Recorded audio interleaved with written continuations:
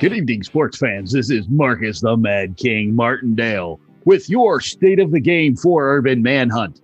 As the 2049 season draws near, Urban Manhunt fans are beginning to speculate about what you ask, about everything. Which new faces will be breakout stars? Will any of the veteran hunters manage to cement their legacies and become legends? What kind of changes can be expected? The speculation goes on and on. One thing is for certain. Change is in the air. To be fair, change is always in the air when it comes to Urban Manhunt. The Urban Manhunt Rules Committee inevitably goes that extra yard to keep the sport fresh and exciting for fans. That's a large part of why it has transcended being merely a game. It's become a cultural phenomenon that is ingrained in virtually every aspect of our society.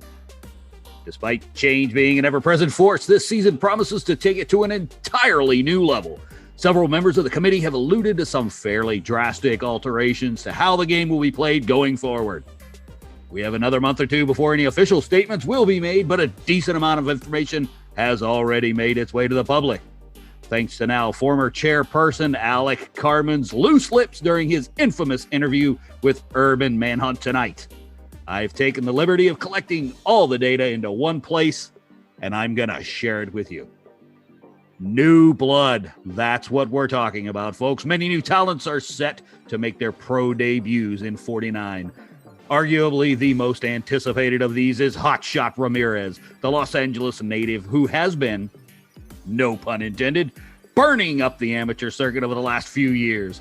His success has as much to do with his cunning and resourcefulness as it does with Danielle, his scratch-built flamethrower. Fans are clamoring to see how well this indie darling stacks up against the stiffer competition the pro leagues offer. And I would be remiss if I didn't also mention the self-proclaimed Queen of New Jersey, Madison DiNucci. Her success rate has been solid, if not outstanding. Though it's her colorful, obscenity-laden personality that will make her an interesting addition to the National Urban Manhunt League. 3 separate affiliate companies are battling it out for a contract with DiNucci, but at the time of this writing, none have managed to secure her Jane Hancock. Former Hollywood stunt woman Rachel Knox, who operates in the Indies under the name Reckless, is also causing some buzz after being recruited in February. Her wild, unpredictable visage is only a small fraction of her appeal. In truth, it's her penchant for walking away unscathed from even the most deadly situations that has captured the hearts of fans the world over.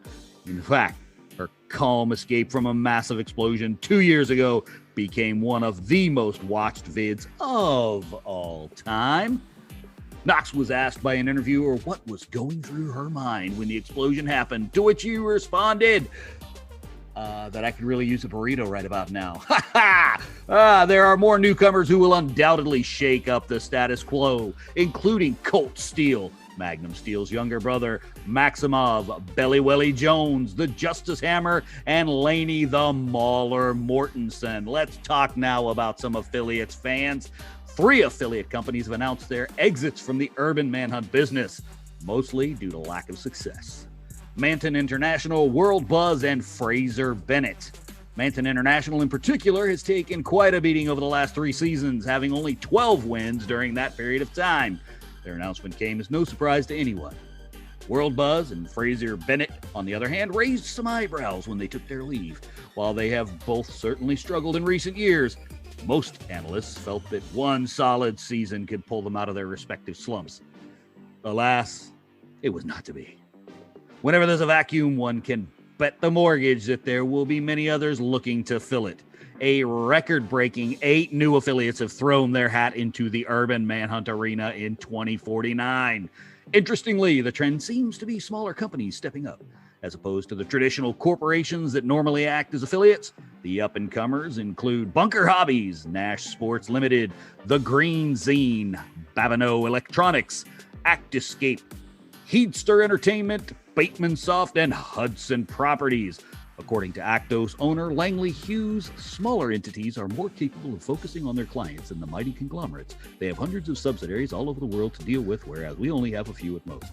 This allows us to give them almost our undivided attention. That's a big plus for any athlete. We can and will cater to their individual needs. Time will tell how well this business model catches on, though. Now, on to the new rules. Following last season's tragedy involving Flyboy's jetpack exploding, killing him and 12 others, the Urban Manhunt Rules Committee knew that swift action had to be taken. These flying machines are simply too volatile to be allowed in the sport, and luckily wisdom prevailed. As of this season, flying apparatuses are banned from use during matches. Additionally, for the first time, pods will be replenished periodically throughout the match.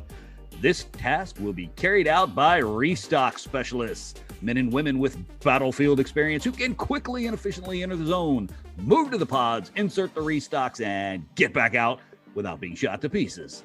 Speaking of which, any hunter purposely injuring a restock specialist will face prison time and a permanent ban from NUML. Crims caught doing it will be summarily executed.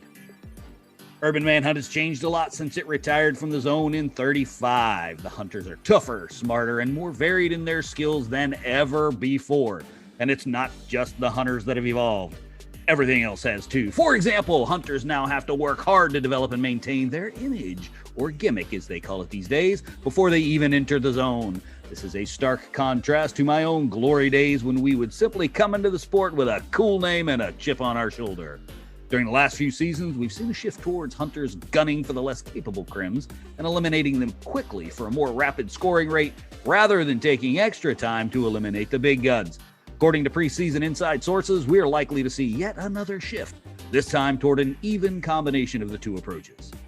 Urban Manhunt is in my blood. It always has been and always will be. I refuse to be one of those bitter old bastards who bemoans the evolution of the sport, bellowing about how things were better back in my day. Things weren't better back in my day, not by a long shot. The game is improved on every level, from the presentation to the competition, and I suspect that the 2049 season will push that improvement even further, and I couldn't be happier. By the way, ladies and gentlemen, this public service announcement for Urban Manhunt has been brought to you by none other than Huffman Worldwide. We'll catch you at the games.